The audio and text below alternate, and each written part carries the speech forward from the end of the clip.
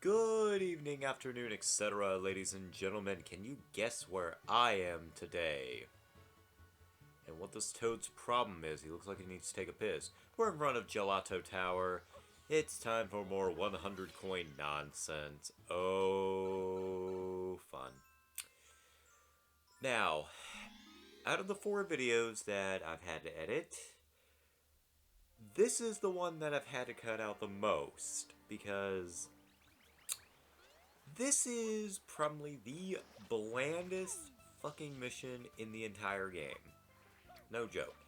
Basically, the majority of the mission, you're killing Cataquacks, or smacking into watermelons, or hunting birds. And I do show that in this particular run.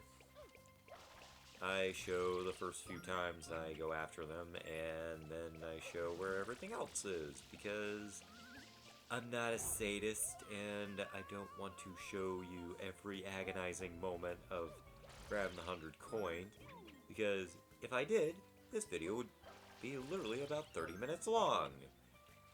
That's legitimately how long it took me to get through this stupid mission, because I was having to hunt down a whole bunch of freaking coins out of nowhere. Yeah, this is the bottom of the barrel when it comes to freaking 100 coin missions.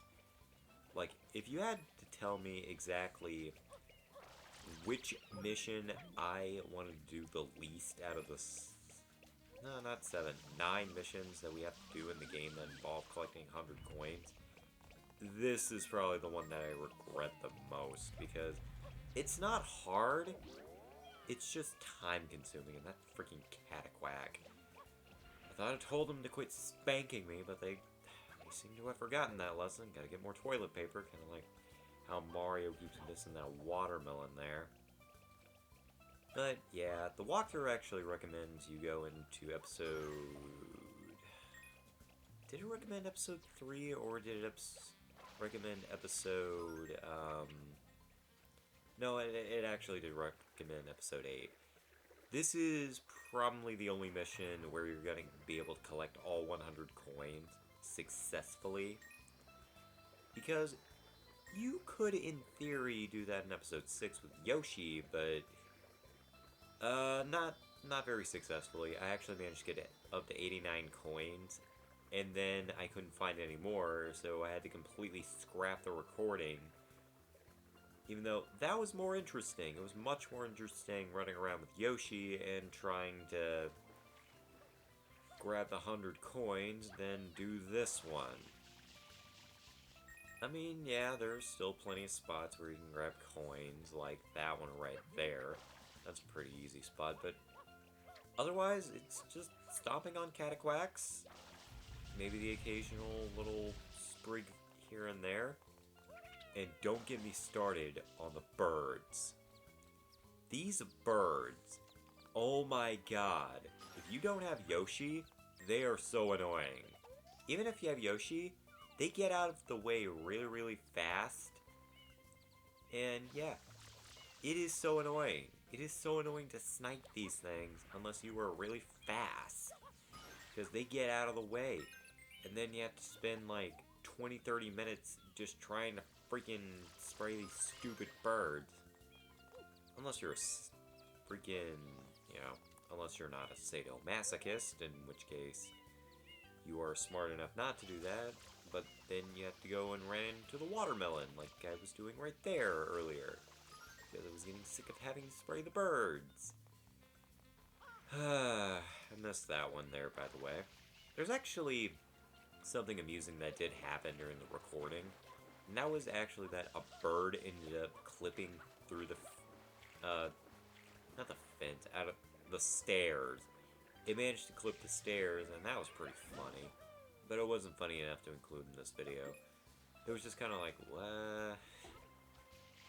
It was something else. It was weird. But that's just something that'll happen if you play a 3D platformer, because no 3D platformer is perfect. They're all kinda imperfect in their own little ways. You'll find that you'll clip your way through certain things if you're not careful, because randomness. Mario Sunshine has kind of a lot of that because it was not finished completely. I mean, it was pretty close to completion, but it clearly needed a good maybe year or two more stewing so that it could actually be a full game and not like blue coin, 100 coins, red coin, you know, coin crazy. That's where this game is about as coin crazy as freaking New Super Mario Bros. 2. And I'm not kidding, because there are so many freaking coin missions in this game that it's nuts. Like, you have to get 24... Like, you have to get 240 blue coins for the 24 shine sprites that you're missing. Many of them are pretty tough to find if you don't have a walkthrough like I do. Then you have the 100 coin mission, which there are 9 of. Then you have to do the red coin mission, which, let me check.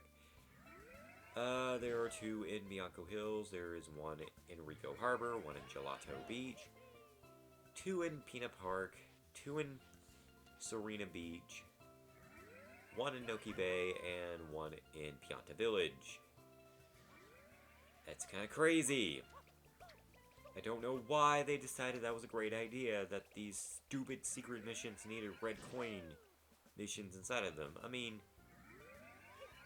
during my recent playthrough I didn't have too much of a problem with them, but at the same time, the red coins were not fun. They are not my idea of fun. Let's just say that. Neither is collecting the 100 coins in this freaking game or in Gelato Beach. Because I'll admit it, that I'm not a fan of Gelato Beach.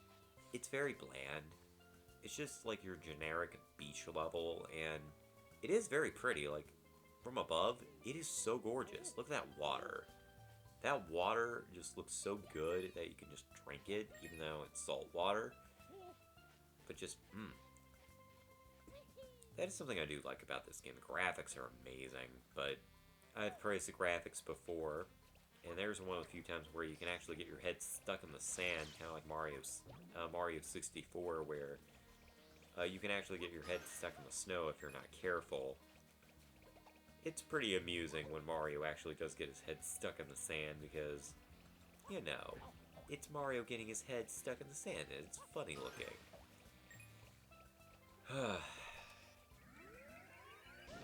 I'm not really making a whole lot of sense, am I? Oh well.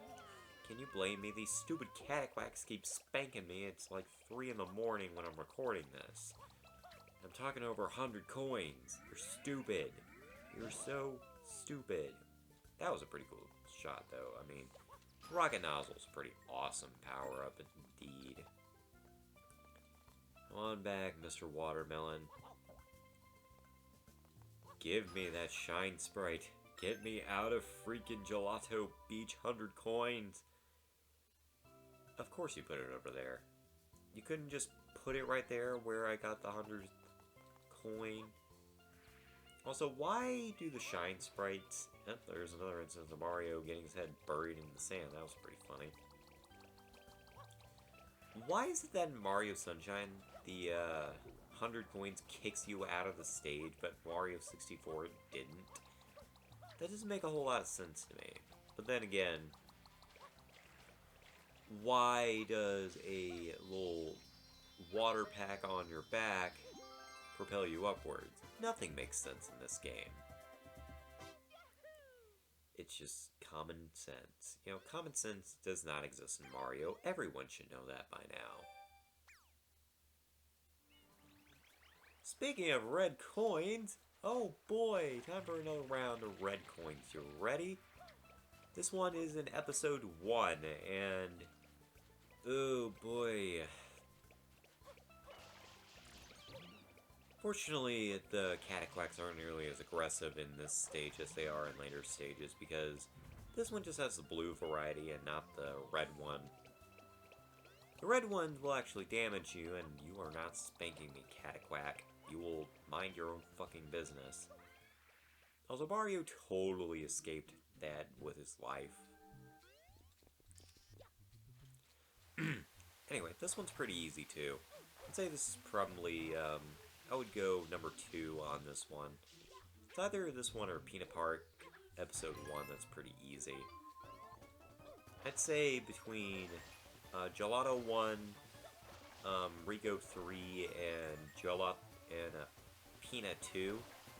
Any of them are pretty damn easy for your first red coin mission in the secret stages because all of them are pretty nicely paced and stuff like that. And again, I have to question, why were these put in later worlds?